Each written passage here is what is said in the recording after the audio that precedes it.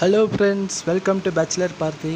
இன்றைக்கி நம்ம சுவையான பொரி உப்புமா எப்படி பண்ணுறதுங்கிறத பார்க்க போகிறோம். ஸோ இந்த பொரி உப்புமா எப்படி பண்ணுறதுங்கிறத பார்க்குறதுக்கு முன்னாடி நீங்கள் இது வரைக்கும் நம்ம சேனல் இன்னும் சப்ஸ்கிரைப் பண்ணலைன்னா மறக்காமல் சப்ஸ்கிரைப் பண்ணிக்கோங்க. கூடவே வர பெல் பட்டன் மேலே ஆளுன்னு இருக்கும், ஆளுன்னு இருக்கிற பட்டனை ப்ரெஸ் பண்ணிக்கோங்க. அப்போ தான் நான் போடுற வீடியோ உடனுக்குடனே உங்களை வந்து சேரும். இப்போது வாங்க நம்ம வீடியோக்குள்ளே போகலாம். Welcome to bachelor party. இன்றைக்கி நம்ம எங்கள் அம்மா வந்து பொரி உப்புமா எப்படி பண்ணுறதுங்கிறத சொல்லித்தர போகிறாங்க. அது என்னென்னு கொஞ்சம் கவனித்து பாருங்கள். உங்களுக்கு தேவையான பொரி எடுத்துக்கோங்க. அதை தண்ணியில் போடுங்க. அதில் ஏன்னா மண் கல்லுலாம் இருக்கும், அதனால தான் தண்ணியில் போட சொல்கிறேன். தண்ணியில் போட்ட நிமிஷத்தில் இப்படி லைட்டாக இப்படி செய்யுங்க. கல் மண் இருந்தால் உள்ளே போயிடும். திரும்ப அப்படியே அரிச்சு எடுத்துக்கோங்க. எடுத்து ஒரு பாத்திரத்தில் வச்சுக்க. வெங்காயம், பச்சை மிளகாய், இதுக்கு தேவையான பொருள் தக்காளி, பச்சை மிளகாய், எலுமிச்சம்பழம். தக்காளி குட்டி குட்டியாக கட் பண்ணிக்கணும். சின்ன சின்னதாக நறுக்குங்க. மீடியம் சைஸில் 2 எலுமிச்சம்பழத்தை, உங்களுக்கு தேவையான எலுமிச்சம்பழம், தக்காளி, காரத்துக்கு ஏற்ற பச்சை மிளகா. பொரி அந்த மாதிரி நல்லா அலசி எடுத்துக்கோங்க ஃப்ரெண்ட்ஸ்.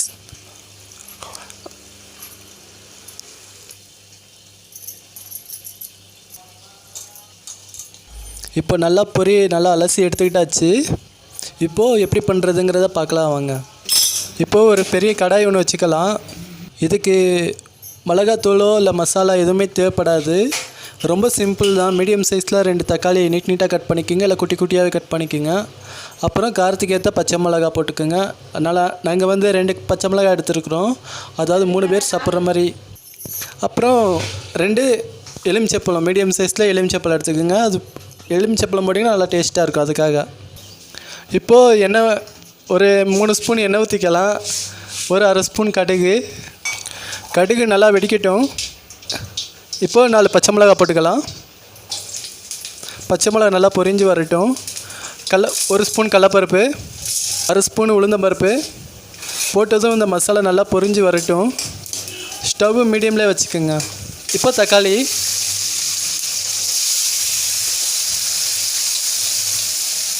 தக்காளியை நல்லா மையாக வதக்கிடலாம். தக்காளி கொஞ்சம் சீக்கிரமாக வதங்கிறதுக்காக ஒரு ஸ்பூன் உப்பு போட்டுக்கலாம். உப்பு போட்டு கொஞ்சம் ஒரு 5 நிமிஷம் நல்லா வதக்கிடலாம். தக்காளி நல்லா மையாக வதங்கணும். தோல் நல்லா பிரிஞ்சு வர மாதிரி நல்லா வதக்கிங்க. தனித்தனியாக வரணும். தோல் தனியாக கலண்டு வர மாதிரி நல்லா வதக்கணும். தக்காளி வதங்கின பிறகு கொஞ்சம் மஞ்சத்தூள் உங்களுக்கு தேவையான அளவு போட்டுக்கோங்க. பிறகு இன்னும் நல்லா வதக்கிக்குங்க. தண்ணி நல்லா சுண்டாக வதக்கணும்.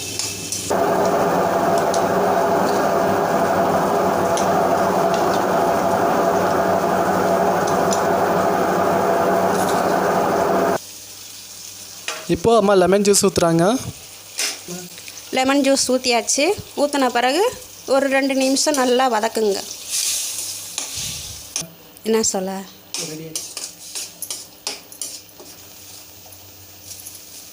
லெமன் ஜூஸ் போட்ட பிறகு ஒரு 2 நிமிஷம் நல்லா இந்த மாதிரி வதக்கி விட்ருங்க. தக்காளி நல்லா மையாக வதங்கணும்.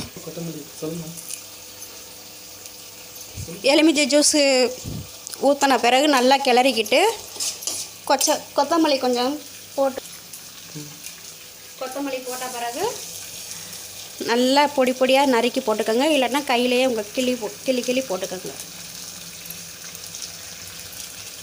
போட்ட பிறகு நல்லா கிளறிக்கங்க.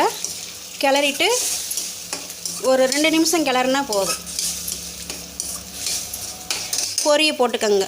ஏற்கனவே தண்ணியில் போட்டு பிழிஞ்சு வச்சுருக்கீங்கல்ல, அந்த பொரியை போட்டு நல்லா கிளறுங்க. இப்போ அம்மா வந்து மசாலாவோட நம்ம நினச்சி வச்சுருக்கிற பொரியை சேர்த்துட்டு அந்த மசாலாவோட சேர்ந்து இப்போ கலந்துக்கிறாங்க. ஸ்டவ்வை கொஞ்சம் சிம்மில் வச்சு நல்லா கிளறுங்க.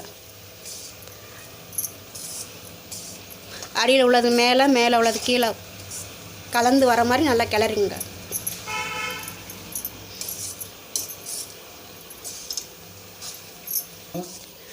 நல்லா மிக்ஸ் பண்ணிக்கங்க.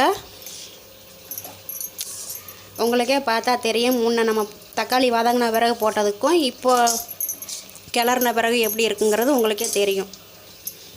டன்டடா. என்னடா சொல்ல? நம்ம எதிர்பார்த்தபடி பொரி உப்புமா நல்லா வந்திருக்குது. இதுக்கு தேங்காய் துவையல் இல்லாட்டினா நீங்கள் புதினா துவையல் கூட வச்சுக்கலாம். அருமையாக இருக்கும். செஞ்சு பாருங்கள். ஆனால் கமெண்ட்ஸ் பண்ணாதீங்க, நல்லபடியாக நீங்கள் செய்து சாப்பிடுங்க. உங்கள் கருத்துக்கள் எப்படின்னு செஞ்சு பார்த்துட்டு உங்கள் கருத்துக்களை கமெண்ட் பாக்ஸில் சொல்லுங்கள். அடுத்தடுத்த வீடியோவில் தெரிஞ்சுக்கிறதுக்கு நம்ம சேனலை சப்ஸ்கிரைப் பண்ணுங்கள், லைக் பண்ணுங்கள். இதுக்கு முன்னாடி போட்ட வீடியோலாம் நான் டிஸ்கிரிப்ஷனில் கொடுக்குறேன், அதுவும் செக் பண்ணி பாருங்கள். எப்படி இருக்குன்னு உங்கள் கருத்துக்களை சொல்லுங்கள். தேங்க்ஸ் ஃபார் வாட்சிங். நம்ம அடுத்த வீடியோவில் பார்க்கலாம்.